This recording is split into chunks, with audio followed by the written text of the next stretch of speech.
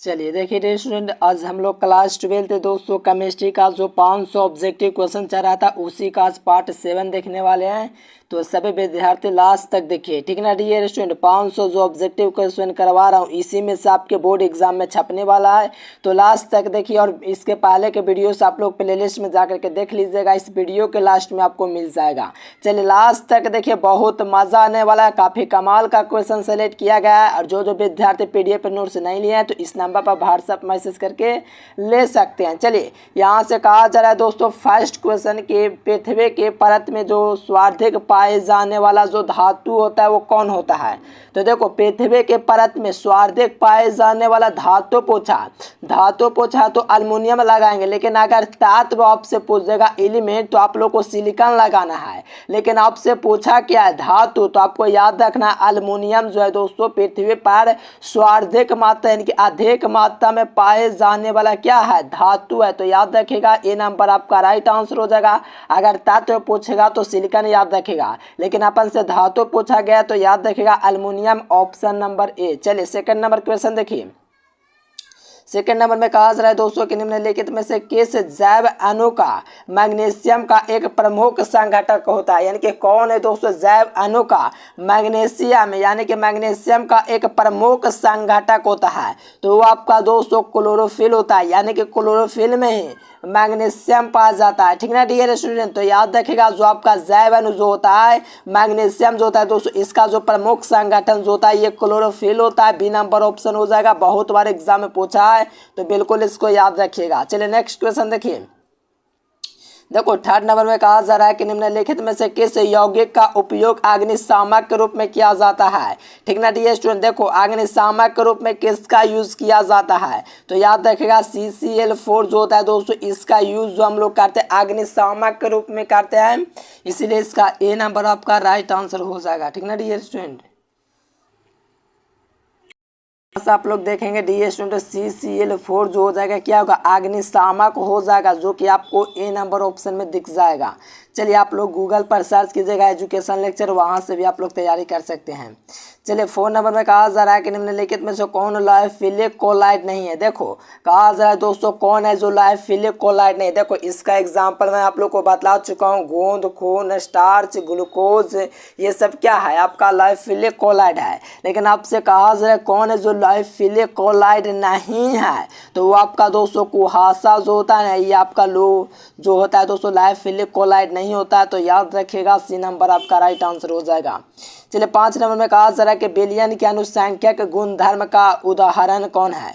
तो देखो बिलियन का जो अनुसंख्यक गुणधर्म होता है दोस्तों वो कौन होता है। चलिए क्वथनांक कौन है, बिल्कुल हिमांक का अवनयन, ये सब क्या है आपका 200 अनुसंख्यक गुणधर्म, याद रखिएगा सी नंबर। ये सब क्वेश्चन आपको करवा चुके हैं, याद रखिएगा।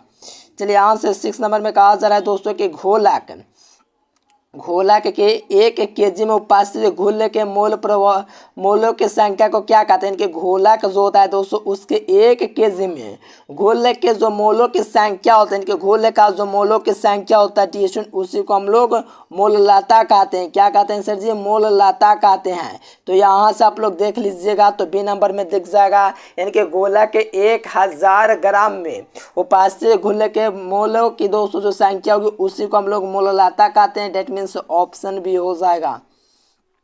चलो कहा जा रहा है दोस्तों 7 नंबर क्वेश्चन में कि कोलाइडे कणों का आकार निम्नलिखित में से किसके बीच होता है। यानी जो कोलाइडे कण होता है दोस्तों उनके बीच जो आकार होता है वो कितना होता है कोलाइडे कणों का। देखो सेंटीमीटर में पूछा, मीटर में नहीं। तो याद रखेगा 10⁻⁵ से लेकर के 10⁻⁷ सेंटीमीटर आपका होता है मेरे प्यारे साथियों। तो याद रखिएगा ऑप्शन नंबर सी आपका राइट आंसर हो जाएगा। चलिए बिल्कुल कमाल का क्वेश्चन है, याद रखेगा एग्जाम में आपका पूछा जाता है, ठीक ना डियर स्टूडेंट्स, याद रखेगा। चलिए नेक्स्ट क्वेश्चन देखिए। यहाँ से 8 नंबर में कहा जा रहा है कि स्टार्च के जल अपघटन में निम्नलिखित में से किस एंजाइम का उपयोग होता है। यानी कि स्टार्च का जो जल अपघटन होता है दोस्तों, इसमें हम लोग किसका यूज करते हैं, तो डायस्टेज का यूज करते हैं। किसका सर, डायस्टेज का। यानी स्टार्च के जल अपघटन में जो हम लोग एंजाइम का यूज करते हैं वो आप लोग का डायस्टोज होता है। तो याद रखिएगा ऑप्शन नंबर डी हो जाएगा। नेक्स्ट क्वेश्चन 9 नंबर देखिए, कहा जा रहा है कि निम्नलिखित में से कौन सा क्रियाशील मूलक एल्कोहल में उपस्थित होता है, यानी कि एल्कोहल में जो क्रियाशील मूलक होता है वो कौन होता है। तो आपको पता होना चाहिए सिंगल बॉन्ड OH जो होता है ये एल्कोहल में होता है, सिंगल बॉन्ड CH दिख रहा है ये एल्डिहाइड में होता है, डबल बॉन्ड जो CO दिख रहा है दोस्तों ये कीटोन में होता है, ये अमीन में होता है। तो आपसे पूछा कहा जा रहा है अल्कोहल में, तो अल्कोहल में जो होता है सिंगल बॉन्ड OH होता है। तो याद रखेगा मेरे प्यारे साथियों, ये नंबर आपका राइट आंसर हो जाएगा। ये भी क्वेश्चन आपके एग्जाम में पूछा हुआ है।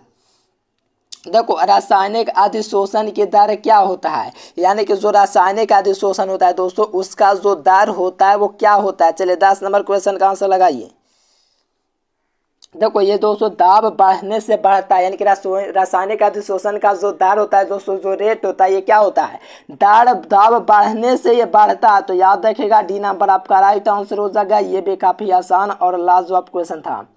चलो यहाँ से 11 नंबर में कहा जा रहा है कि पाइग्रोलिनियस अम्ल में रहता है। देखो पाइग्रोलिनियस अम्ल में जो रहता है दोस्तों वो क्या रहता है, लगाइए। ये क्वेश्चन आपके दोस्तों मॉडल सेट के साथ साथ बिहार बोर्ड में भी कई बार पूछा गया है।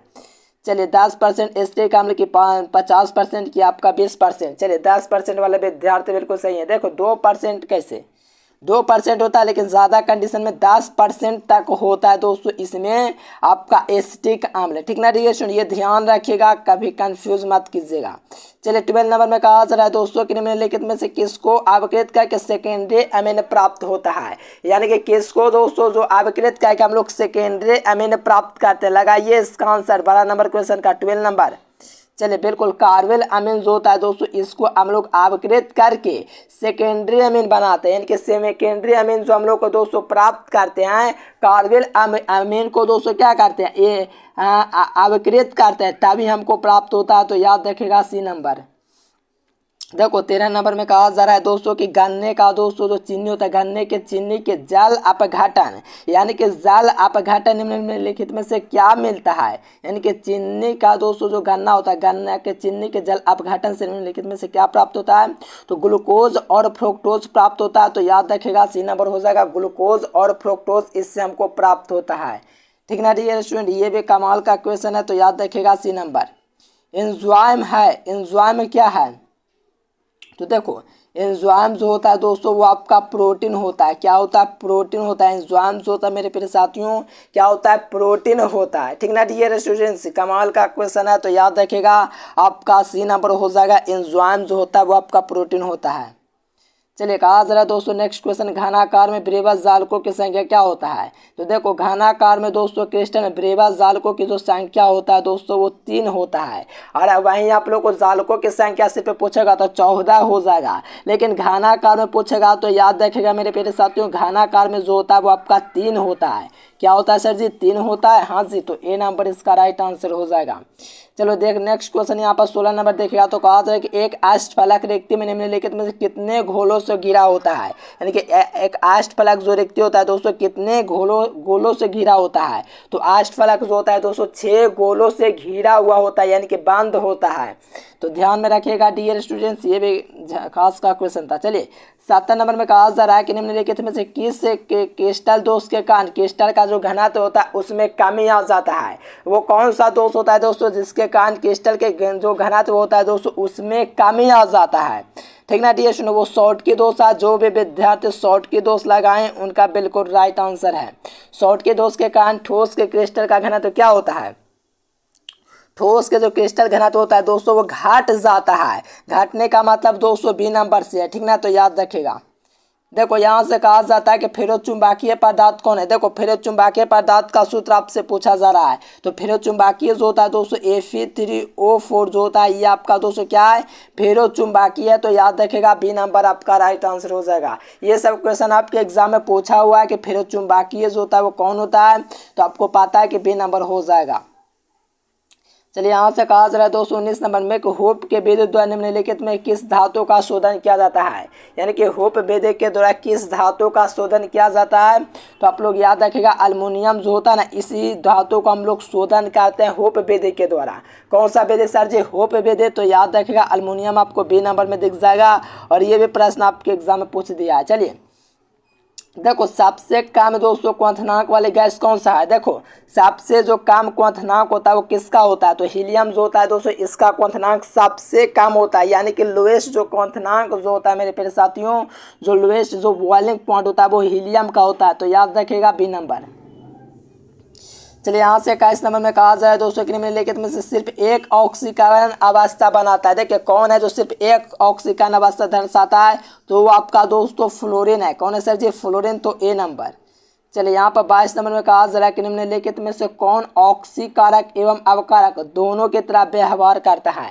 देखो कौन है जो ऑक्सीकारक एवं अवकारक दोनों की तरह व्यवहार करता है, यानी कि ऑक्सीकारक भी व्यवहार करता है और ऑक्सीकारक की तरह भी व्यवहार करता है। ठीक ना डियर स्टूडेंट, कहा जाए which of the following we have the both oxidation agent and reduction agent.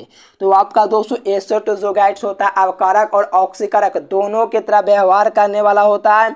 तो ये आप लोग ध्यान रखिएगा। 22 का जो विद्यार्थी सी नंबर एसो2 लगाएं, सही है। चलिए यहाँ से कहा जाए कि निम्नलिखित में से कौन रंगीन है। देखो रंगीन के बाद क्या, रंगीन जो होता है दोस्तों आपका NO2 होता है। कौन होता है दोस्तों, NO2 जो होता है ना वो आपका रंगीन होता है। रंगीन मतलब ऑप्शन नंबर बी हो जाएगा। चलिए नेक्स्ट क्वेश्चन देखिए, संक्रमण तत्वों का इलेक्ट्रॉनिक विन्यास आपको बताना है। देखो बहुत बार एग्जाम में पूछा है। संक्रमण तत्व होता है उसका इलेक्ट्रॉनिक विन्यास n-1 d के पर 1-10 n-1 और 1 और 2 होता है। इसके घात में 1 और 2 होता है। तो ये भी याद रखिएगा डियर स्टूडेंट, ये सब प्रश्न आपके एग्जाम में पूछे हुए और ये सब प्रश्न पूछा ही जाता है।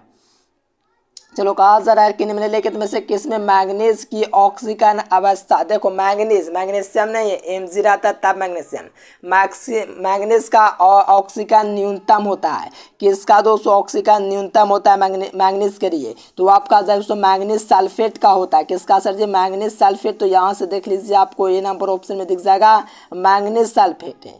चलिए ये कमाल का क्वेश्चन है तो ए नंबर हो जाएगा। देखो निम्नलिखित में से कौन एक्टिनाइड नहीं है। देखिए दोस्तों कौन है वो एक्टिनाइड नहीं है, लगाइए एक्टिनाइड नहीं है। जैसे नहीं होता है संक्रमण तत्व, उसी में से कहा जा रहा है कौन एक्टिनाइड। और आप लोग जानते होंगे एक्टिनाइड इनमें से कौन नहीं है। तो देखो क्यूरियम एक्टिनाइड है, कैलिफोर्नियम भी एक्टिनाइड है, यूरेनियम भी आपका एक्टिनाइड है, लेकिन टर्बिनियम है दोस्तों ये एक्टिनाइड नहीं है। तो याद रखिएगा काफ़ी सिंपल क्वेश्चन है। अगर पीरियोडिक टेबल आप लोग जानते होंगे पढ़ते होंगे तो आपको पता है ये सब आपका क्वेश्चन दोस्तों जनरली आमतौर पर पूछे जाने वाला है। चलिए किसका आयन रंगहीन होता है। देखो आयन किसका रंगहीन होता है दोस्तों, आयन जो रंगहीन होता है वो कॉपर का होता है। किसका होता है, कॉपर का होता है। किसका दोस्तों, आयन जो रंगहीन होता है वो कॉपर का होता है। ऑप्शन नंबर ए हो जाएगा। नेक्स्ट क्वेश्चन, कौन प्रतिचुंबकीय है। तो देखो स्कैंडियम जो होता है ना दोस्तों ये आपका प्रतिचुंबकीय होता है। तो यहाँ से देख लीजिए 28 को ऑप्शन नंबर सी में दिख जाएगा। प्रतिचुंबकीय जो होता है वो स्कैंडियम होता है। कौन होता है जी, स्कैंडियम। चलिए यहाँ से 29 नंबर में कहा जा रहा है कि विटामिन सी है। देखो विटामिन सी क्या है, तो विटामिन सी आपका दोस्तों एक अम्ल है और इसको हम लोग एस्कॉर्बिक अम्ल बोलते हैं।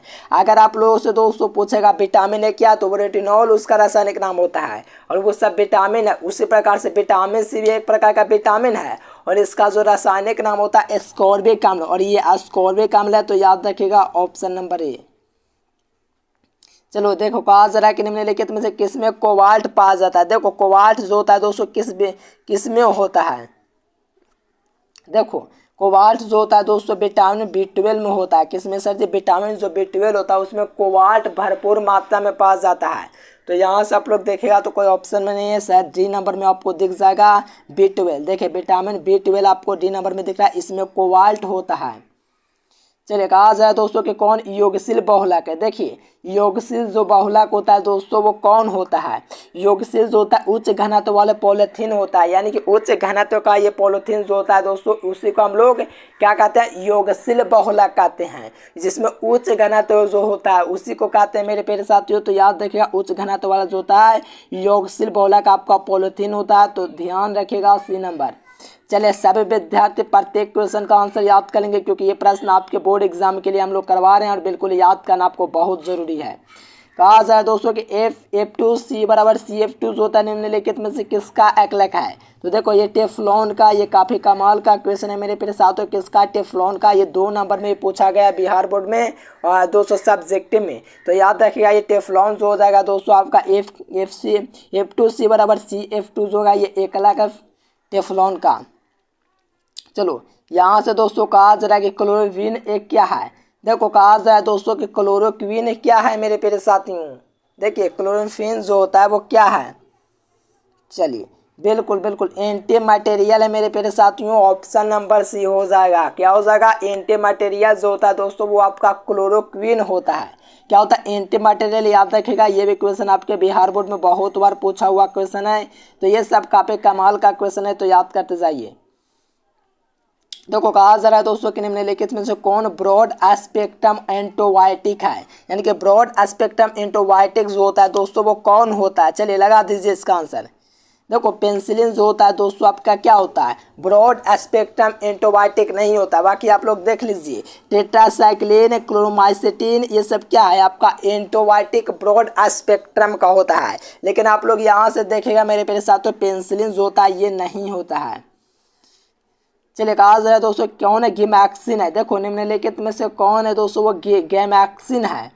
तो देखो गैमाक्सिन जो होता है बेंजीन हेक्साक्लोराइड होता है। कौन होता है? बेंजीन हेक्साक्लोराइड होता है। तो याद रखिए गैमाक्सिन के अंतर्गत आपका बेंजीन हेक्साक्लोराइड हो जाएगा। ठीक ना डियर स्टूडेंट्स, याद रखेगा काफी कमाल और आसान क्वेश्चन है। देखो कहा जाए कि निम्नलिखित में से किसका हिमांक का नमन अधिकतम होता है। ठीक है ना डियर स्टूडेंट, K2SO4 जो होता है इसका हिमांक का अवनमन जो होता है वो अधिकतम होता है। ये बहुत बार आप लोग जानते ही होंगे, कितनी बार पूछा गया, लगातार ये क्वेश्चन पूछा जाता है।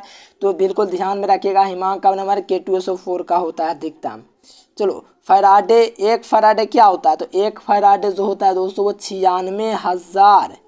96,500 कूलम होता है। यानी कि एक फैराडे क्या होता है? 96,500 कूलम लगभग होता है। लगभग नहीं है तो आप लोग देख लीजिए 96,500 कहाँ है, दिख जाएगा आपको ऑप्शन नंबर डी में। नेक्स्ट क्वेश्चन देख लीजिए।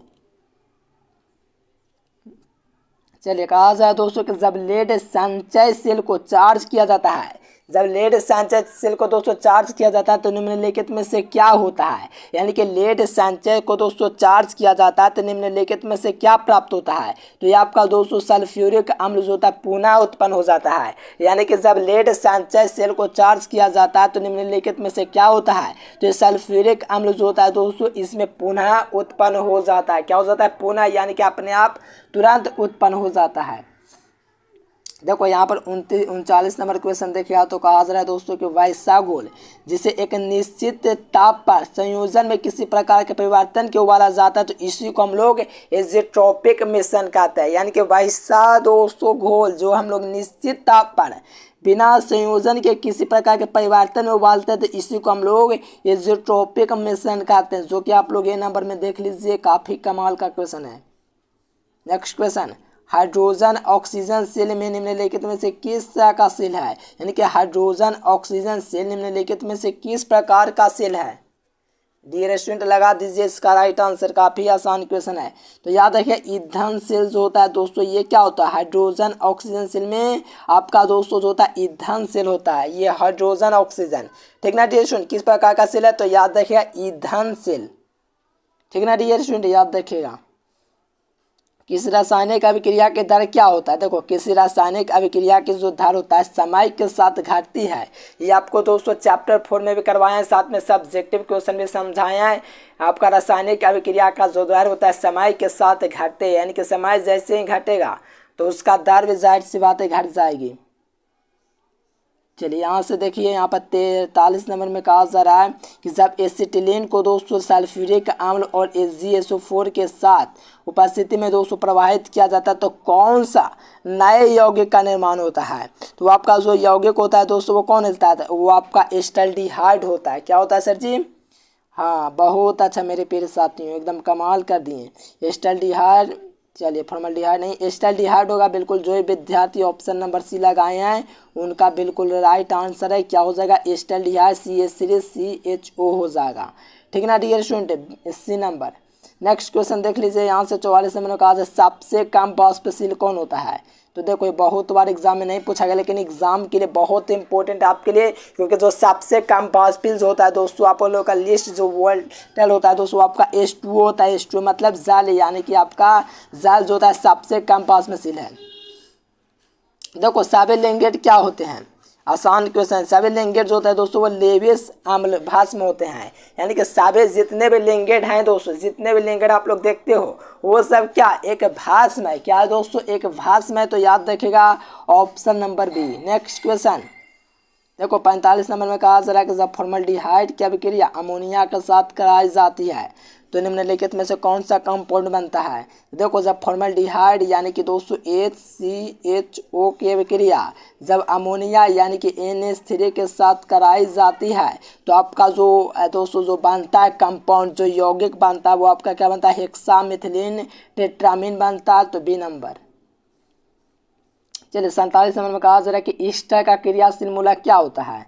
देखो ईस्टर, देखो काफ़ी आसान क्वेश्चन आ गया। ईस्टर जो होता है सिंगल बॉन्ड CR होता है या RCOR कहिए, ठीक ना डियर स्टूडेंट, वही बात है। COR जो होता है यही होता है ईस्टर। तो यहाँ से देख लीजिए सी नंबर। नेक्स्ट क्वेश्चन देखिए 48 नंबर, निम्नलिखित में से किसके द्वारा फॉर्मिक अम्ल को फॉर्मल्डिहाइड में अंतर किया, यानी कि फॉर्मिक और फॉर्मल्डिहाइड में जो अंतर किया जाता है वो किसके द्वारा किया जाता है। तो आपको पता होना चाहिए दोस्तों सोडियम बाइकार्बोनेट या फेलिंग घोल, इसका आप लोग को कमेंट बॉक्स में ज़रूर आंसर देना है, ठीक ना ये स्टूडेंट। चलो कौन एल्डेनॉल संघनन नहीं देता, कौन है जो एल्डेनॉल संघनन नहीं देता, वो आपका मेथनॉल जो होता है ये संघनन नहीं देता। बाकी एथेनॉल, प्रोपेनॉल, ब्यूटेनॉल ये सब क्या होता है दे देता है, लेकिन नहीं देगा तो मेथनॉल, ठीक ना डियर स्टूडेंट। नेक्स्ट क्वेश्चन चलिए 50 नंबर क्वेश्चन आप लोग देखिए। सल्फाइड अयस्कों में दोस्तों जो होता है सांद्र जो किया जाता है किसके द्वारा किया जाता है। तो आपको पता होगा फेन उत्प्लावन विधि के द्वारा हम लोग करते हैं, जो कि आप लोग देख पाओगे सी नंबर ऑप्शन में दिया गया है, यानी कि सल्फाइड अयस्कों का समाहरण फेन उत्प्लावन विधि से किया जाता है। तो सी नंबर आपका राइट आंसर हो जाएगा। देखिए जो विद्यार्थी PDF नोट्स आप तक नहीं लिया तो इस नंबर पर दोस्तों कॉल या दोस्तों व्हाट्सएप मैसेज के थ्रू ले सकते हैं, इसी नंबर पर आपको मिलेगा डियर स्टूडेंट। उम्मीद है आपको वीडियो पसंद है तो वीडियो को लाइक कीजिए, चैनल को सब्सक्राइब कीजिए। फिर मिलेंगे नेक्स्ट वीडियो में, तब तक के लिए bye bye. Thanks for watching this video. जय हिंद, वंदे मातरम। देखिए जो विद्यार्थी कम समय में 400 नंबर लाना चाहते हैं यहाँ से गूगल ओपन कीजिए और एजुकेशन लेक्चर सर्च कीजिए। सर्च करने के बाद ये वेबसाइट आएगा, इस वेबसाइट पर क्लिक कीजिए। क्लिक करने के बाद 12th IAS आएगा, इस पर क्लिक कीजिए। यहाँ से हिंदी, अंग्रेजी, गणित, भौतिक, रसायन, जीव विज्ञान पूरी तैयारी कर सकते।